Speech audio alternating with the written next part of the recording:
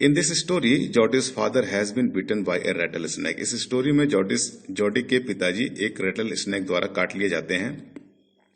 He quickly kills a doe and uses its heart and liver to draw out the poison। वो जल्दी ही एक मादा हिरण को मारते हैं उसके हार्ट और लीवर का इस्तेमाल करने के लिए, जहर को निकालने के लिए। Jody wonders what will happen to the little fawn left without a mother. Jody इस विचार में खोया रहता है कि उस नन्हे से फॉन का यानी कि हिरण के बच्चे का क्या होगा बिना माँ के। Part 1। Jody allowed his thoughts to drift back to the fawn. Jody अपने विचारों को फोन के बारे में सोचने के लिए अलाउ करता है। ही could not keep it out of his mind. वो अपने दिमाग से इस बात को हटा नहीं पाता है। He had held it. उसने इसे पकड़ रखा है। इन हिज ड्रीम्स, अपने सपनों में। इन हिज आर्म्स, अपनी बाहों में। He slipped from the table and went to his father's bedside. वो टेबल से खिसक कर नीचे उतरता है और अपने पिताजी के बेड साइड पर पहुंचता है।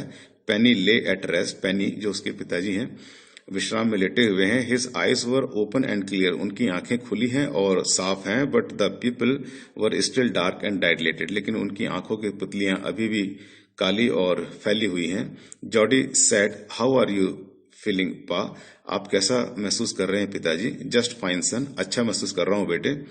Old death has gone thieving elsewhere. मृत्यु हमें थोड़ा धोखा देकर कहीं चली गई। But was not it a close शेव।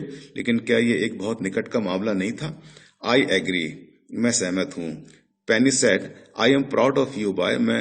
मुझे तुम पर गर्व है बेटे। The way you kept your head. जिस तरह से तुमने अपना पूरा ध्यान रखा। And did what was needed. और वो सब किया जिसकी जरूरत थी। पा, यस सन। पिताजी, हाँ बेटे। Pa, do you recollect the doe and the fawn. क्या आप उस हिरण और उस फॉन को याद कर सकते हैं। I can never forget them. मैं उन्हें कभी नहीं भूल सकता। The poor doe saved me. उस बेचारी हिरण ने मुझे बचाया। That is certain. ये पक्का है। Pa, the fawn may be out there yet. पिताजी, वो फॉन जो है हिरण का बच्चा अभी वहीं होगा। It might be hungry and very scared. वो भूखा होगा और बहुत डरा हुआ होगा। I suppose so. मुझे भी ऐसी लगता है। Pa, I am a big boy now and don't need to drink milk. मैं बड़ा हो गया हूँ, बड़ा लड़का हो गया हूँ और मुझे दूध पीने की अब जरूरत नहीं है। Why don't I go and see if I can find the fawn. मैं क्यों ना चला जाऊं उसे ढूंढने के लिए। And bring it here. और इसे यहां लाऊं। And raise it. और उसे पालूं। Penny lay quiet. पेनी चुप रहे। Staring at the ceiling. Ceiling को ताकते रहे, निहारते रहे। Boy, you have got me hemmed in. लड़के, तुमने मुझे अचंभित कर दिया, अचंभे में डाल दिया, यानी कि मैं अब कुछ बोल नहीं सकता। हम्ड इन का मतलब होता है कि चुप रह जाना। It won't take much to raise it. ज्यादा कुछ नहीं लगेगा उसको पालने में। Pa, it will soon start eating leaves and acorns. पिताजी, वो जल्दी ही पत्तियां और दाने खाने लगेगा। You are smarter than boys of your age. तुम अपने उम्र के बच्चों से ज्यादा स्मार्ट हो। We took its mother and it was not to blame. हमने उसकी माँ को उससे छीन लिया है और उसे इसके लिए ब्लेम नहीं कर सकते। Surely it seems ungrateful to leave it to starve. वाकई में ये बड़ा ही अकृतज्ञता होगी कि उस बच्चे को हम वहां पर भूखा मरने के लिए छोड़ दें। Son, I can't say no to you. बेटे, मैं तुम्हें ना नहीं कह सकता। I never thought I would live to see another day. मैं सोच भी नहीं सकता था कि मैं एक और भी दिन जीता।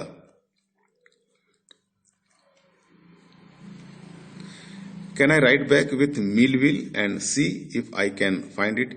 क्या मैं मिलविल के साथ जा सकता हूं उसे ढूंढने के लिए। टेल योर माँ I said you can go.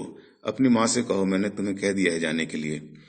He sidled back to the table and sat down. वो अपनी माँ के पीछे जाके छुप के खड़ा हो गया और टेबल पे बैठ गया। His mother was pouring coffee for everyone. उसकी माँ कॉफी डाल रही थी कप में सबके लिए। ही सेड, माँ, पा says I can go bring back the phone. माँ, पिताजी कह रहे हैं कि मैं जाऊं और फोन को लेकर आऊं। She held the coffee pot in mid air. उसकी माँ जो कॉफी डाल रही थी, वो जो पॉट था जिसपे कॉफी था, वो हवा में ही अटक गया। What fawn? क्या fawn? The fawn belonging to the doe we killed. अरे वही फोन, वही हिरण का बच्चा जो उस हिरण का था जिसे हमने मारा। We used the doe's liver to draw out the poison and save pa. हमने उस हिरण के लिवर का इस्तेमाल करके जहर को निकाला पिताजी को बचाने के लिए। सी गास्पेड, वो सकुचाई। वेल फॉर पिटी सेक, अच्छा तो दया के लिए। Pa says it would be ungrateful to leave it to starve. पिताजी कहते हैं कि ये अच्छा नहीं रहेगा उसको वहां भूखा मरने के लिए छोड़ देना। डॉक विल्सन सेड, एक विल्सन है वो कह रहे हैं, दैट इज राइट, ये सही है ma'am. Nothing in the world comes quite free. इस दुनिया में कुछ भी मुफ्त नहीं मिलता। The boy is right and his father is daddy is right. ये लड़का सही है और इसके पिताजी भी सही हैं। Millville said he can ride back with me. वो मेरे साथ जा सकता है। I will help him find it. मैं इसे ढूंढने में उसकी मदद करूंगा। She said down the pot helplessly. वो विवश होकर उस पॉट को रखती है जिसमें कॉफी है। Well if you will give it your milk we have got nothing else to feed it. हाँ, अगर तुम अपना दूध उसे दे दो तो हमें और कुछ करने की जरूरत नहीं पड़ेगी। Millwheel said come on boy we have got to get riding. ठीक है बच्चे, आओ चलो अब हम चलते हैं। Ma Baxter asked anxiously you will not be gone long. जो माता जी हैं वो कहते हैं, चिंता करते हुए कहती हैं कि तुम ज्यादा अंदर तक मत जाना जंगल में। Jordi sad I will be back before dinner for sure. मैं डिनर के पहले तक पक्का आ जाऊंगा। Millville mounted his horse and pulled Jordi up behind him. Millville जो है वो घोड़े पे बैठते हैं और जॉडी को खींचकर पीछे बैठा लेते हैं। He said to Millwheel do you think the fawn's still there. क्या आप समझते हैं कि वो जो हिरण का बच्चा है वहां होगा, अभी भी वहां होगा?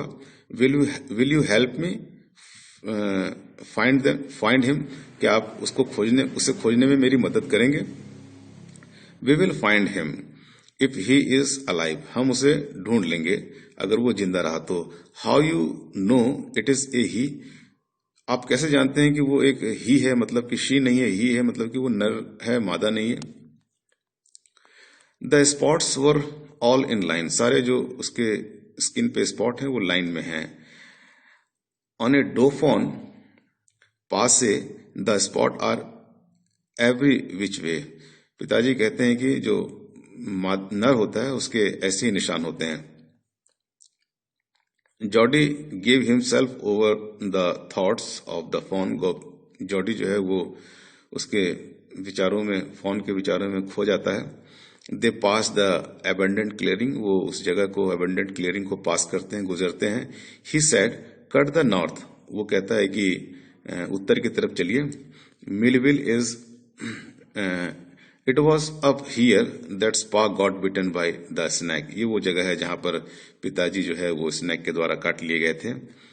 And kill the doe and I saw the fawn. और हिरण को मारे थे और मैंने फॉन को देखा था। Suddenly Jody was unwilling to have Millwheel with him. अचानक जॉडी को ऐसा लगा, उसकी इच्छा नहीं हुई कि मिलविल को वो अपने साथ रखे। If the fawn was dead, अगर वो जो हिरण का बच्चा है मर गया होगा, और कुड नॉट बी फाउंड, और अगर ना मिला, he could not have his disappointment seen. वो अपने इस निराशा को दिखाना नहीं चाहेगा। And if the fawn was there, और अगर फॉन वहां हुआ, the meeting would be so lovely and so secret that he could not endure to share it.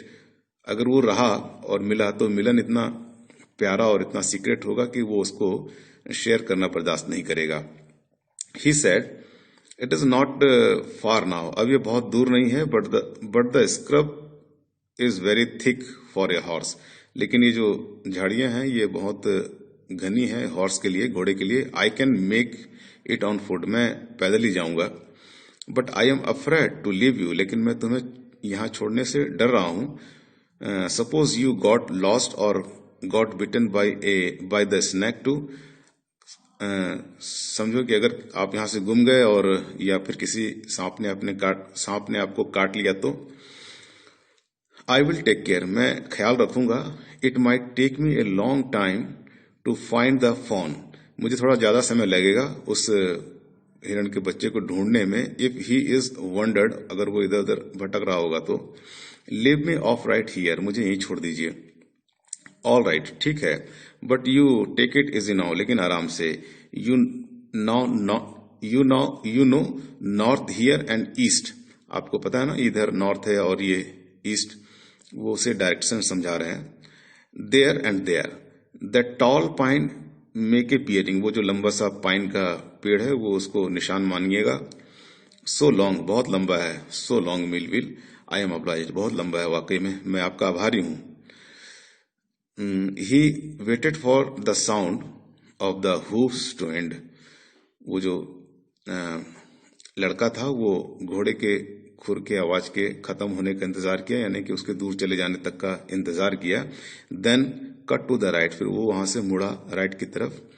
The scrub was still, झाड़ियां अभी भी थी। Only his own crackling of twigs sounded across the silence, उस सन्नाटे में उसके चलने से जो झाड़ियों के टूटने की कड़कड़ाहट थी वही सुनाई दे रही थी।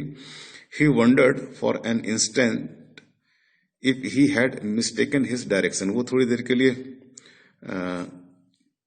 चकराया कि कहीं वो डायरेक्शन को मिस तो नहीं कर रहा है। देन ए बजर्ड रोज, तभी एक गिद्ध उठा, उसके सामने आया। In front of him and flapped into the air, और हवा में ऊपर उड़ गया। He came into the clearing under the oaks, वो ओक के पेड़ों के साफ क्षेत्र में आया। Buzzard sat in a circle around the carcass of the doe, जो गिद्ध थे वो डो के मरे हुए शरीर के चारों तरफ गोला घेरा बनाकर बैठे हुए थे। They turn their heads on their long scrawny necks, वो अपने पतले लंबे गर्दन को घुमाकर उसकी तरफ देख रहे थे। एंड हिज्ड एट हिम, और उसके ऊपर फुफकार रहे थे। He threw his bow at them, उसने जो लकड़ी पकड़ी हुई थी टहनी वो उनकी तरफ फेंका। And they flu into the adjacent tree, और वो उड़कर पास के एक पेड़ पर बैठ गए। The sand showed large cat prints, but the big cat killed fresh. Sand पे जो है बड़ी बिल्ली यानी कि शेर के पंजों के निशान थे, लेकिन शेर तो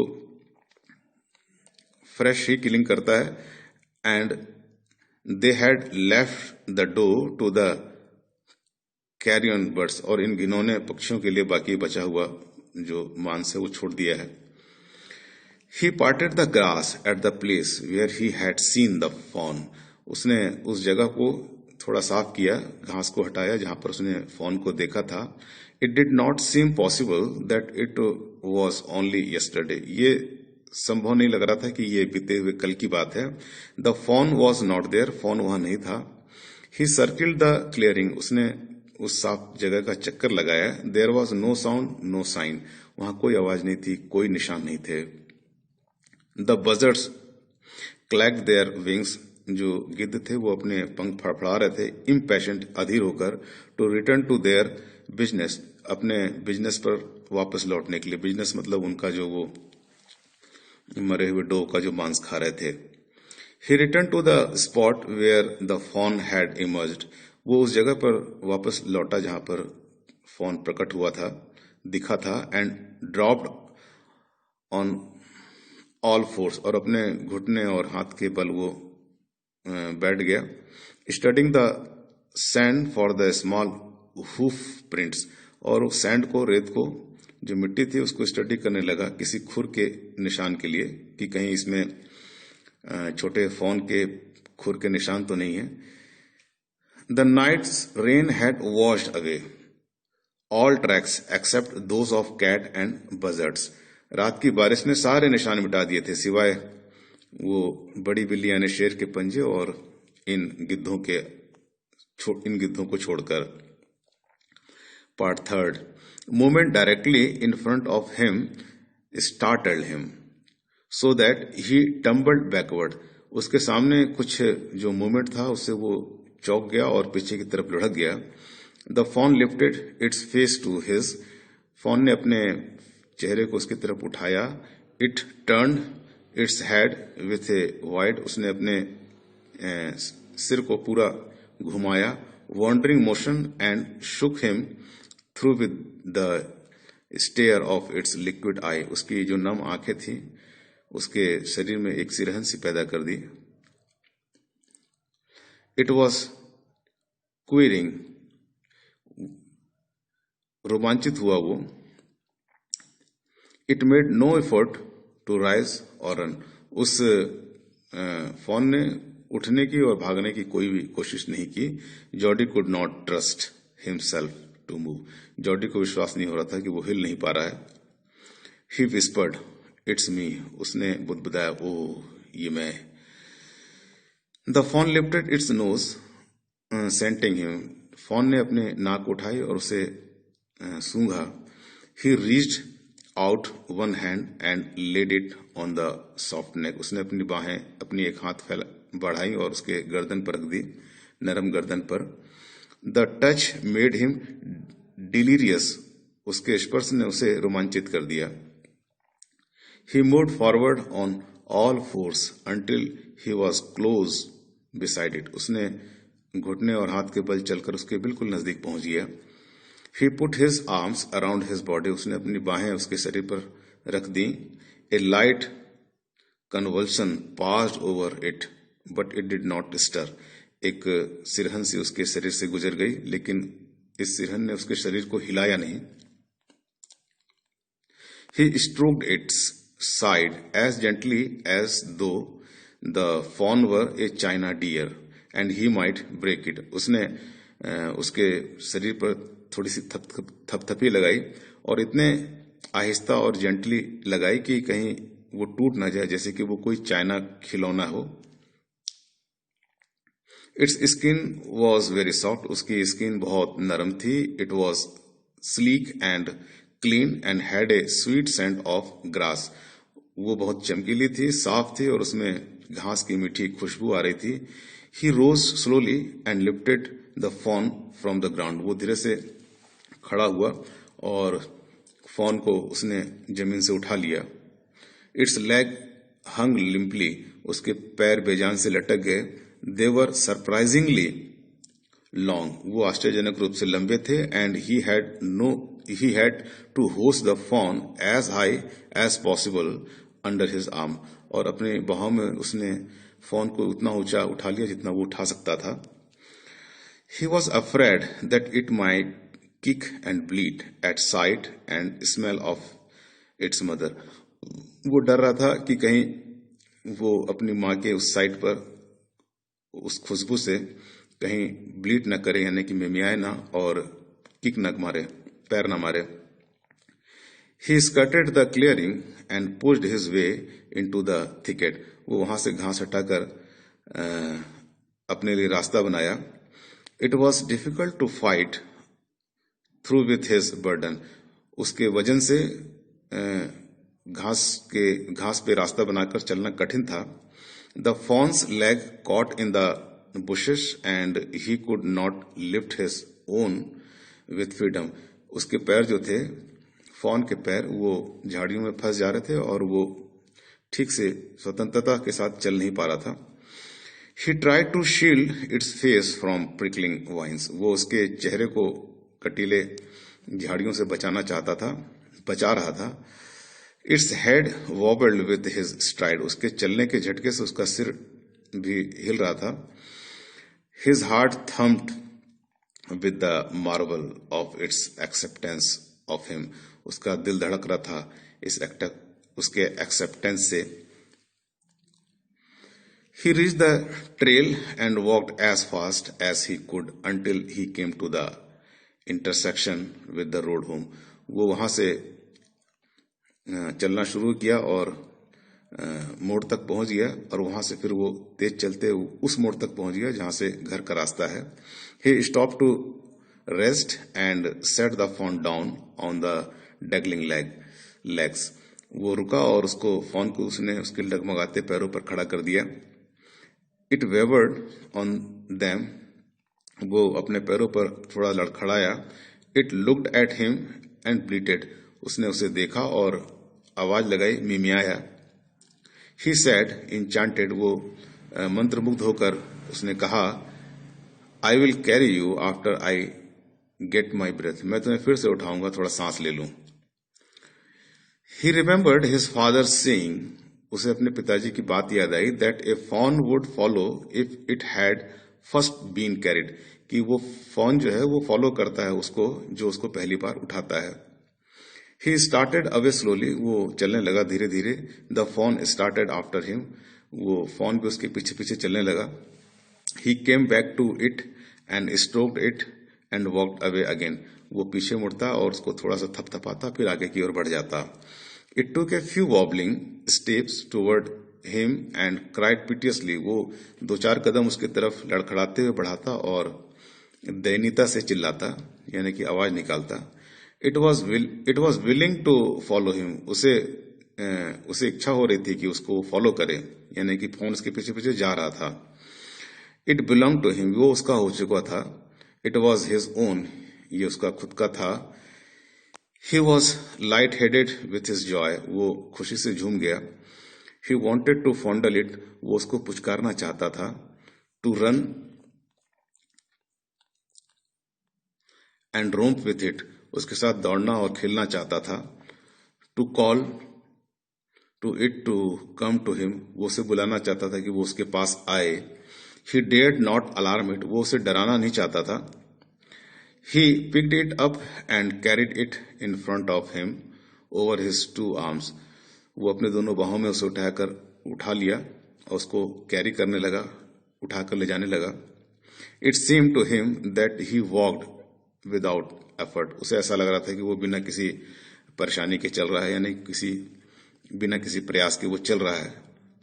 His arms began to ache and he was forced to stop again. उसकी बाहें थोड़ी देर बाद दुखने लगी और उसने वो रुकने के लिए विवश हो गया. When he walked on, the fawn followed him at once. लेकिन वो जब चलता तो फॉन उसको फॉलो करने लगता, उसके पीछे पीछे आने लगता. He allowed it to walk a little distance. उसने उसे अलाउ किया थोड़ा दूर चलने के लिए. Then picked it up again. फिर उसने उसे उठा लिया. The distance home was nothing. घर की दूरी उसके लिए कुछ नहीं थी. He could have walked all day and into the night. वो पूरी रात और पूरी दिन चल सकता था, carrying it, उसे उठाए हुए, and watching it follow, और उसे फॉलो करता हुआ देखते हुए. He was wet with sweat, but the light breeze blew through the June morning, cooling him. वो पसीने से भीग गया था, लेकिन जून की मॉर्निंग की हवा जो बही उस हवा ने उसे ठंडा कर दिया. The sky was as clear as spring water in the blue china cup. आसमान ऐसा साफ और नीला था जैसे कि ब्लू चाइना कप में पानी हो. He came to the clearing. वो साफ क्षेत्र में आ गया. It was fresh and green after the night's rain. रात की बारिश के बाद वो जगह बिल्कुल फ्रेश और हरी भरी थी. He fumbled with the latch and was finally obliged to set down the fawn to manage it. उसने दरवाजे के छिटकनी को टटोला एंड उसको फिर फोन को उसने नीचे फाइनली रख दिया. Then he had an idea. फिर उसके पास एक आइडिया आया. He would walk into the house, into Penny's bedroom, कि वो वहाँ पेनी के अपने पिताजी के बेडरूम में जाएगा. With the phone walking behind him, और वो फोन जो है उसके पीछे पीछे जाएगा. बट एट द स्टेप्स, लेकिन सीढ़ियों के पास, the fawn balked and refuse to climb them. लेकिन वहां पर वो अड़ गया और उस फोन ने सीढ़ी पे चढ़ने से मना कर दिया. He picked it up and went to his father. वो उसे उठाया और अपने पिताजी के पास गया. पेनी ले विथ क्लोज्ड आईज. पेनी लेटे हुए थे बंद आंखें करके. Jody called, pa look. Jody ने आवाज लगाई, पिताजी देखो.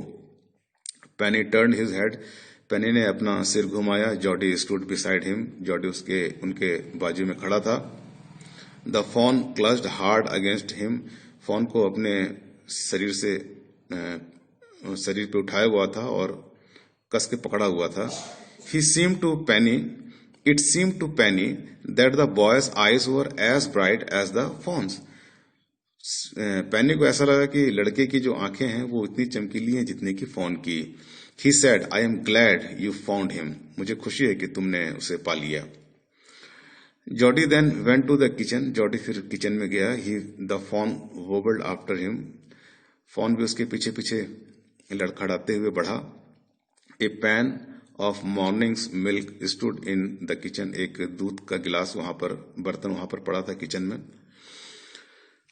The cream had risen on it. मलाई उसके ऊपर आ गई थी. He skimmed the cream into a jug. उसने मलाई हटाई, एक जग पे रखा. He poured milk into a small gourd. उसने एक कटोरी में मिल्क डाली.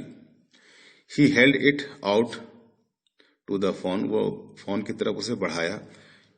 It butted it suddenly. उसने उस कटोरी को धक्का मारा. Smelling the milk. मिल्क को सूंघने के बाद. He saved it precariously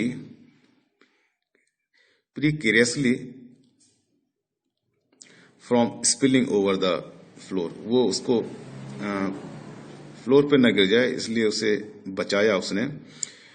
It could make nothing of the milk in the gourd. कटोरे से दूध को पिलाया नहीं जा सकता था उस फॉन को.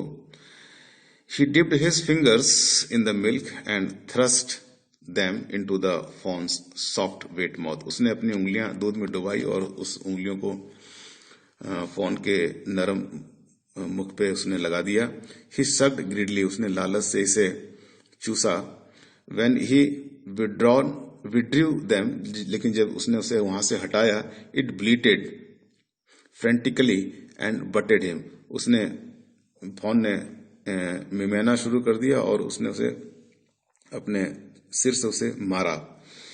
He dipped his fingers again and as the fawn sucked, उसने अपनी उंगलियां फिर से दूध में डुबोई और जैसे फॉन उसे सक करने के लिए आगे बढ़ा, he lowered them slowly into the milk. उसने अपनी उंगलियों को धीरे धीरे करके वो दूध के कटोरे के पास ले गया. The fawn blew. फॉन ने फुफकारा, मतलब कि उसने आवाज लगाई. And sucked and snorted. और वो चूसने लगा और स्नॉटेड आवाज निकालने लगा. It stamped its small hooves impatiently. उसने अपने छोटे नन्हे पैर से जमीन पर उसने मारना शुरू किया. As long as he held his fingers below the level of the milk the fawn was content. उसने अपने जो उंगलियां हैं उसको दूध की तरफ ही रखा और जो फॉन था वो एग्री हो गया था इन सब चीजों के लिए. वो वही कर रहा था जैसा वो चाह रहा था. It close its eyes dreamily. उसने अपने आंखें बंद कर ली. It was ecstasy to feel its tongue against his hand.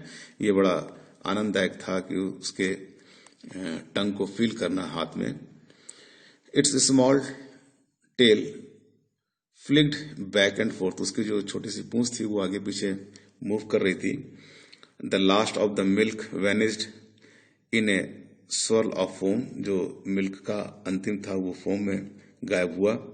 And गरगल, और थोड़ी पीने से जो गरगलिंग की आवाज आती है उससे वो खत्म हुआ. कहानी यहाँ पर खत्म हो जाती है. मुझे आशा है कि आपको ये अच्छे से समझ में आ गया होगा और दूसरे चैप्टर के लिए अगर आप जानना चाहते हैं तो मेरे कमेंट बॉक्स में आप जरूर कमेंट करें. Thank you. बाय.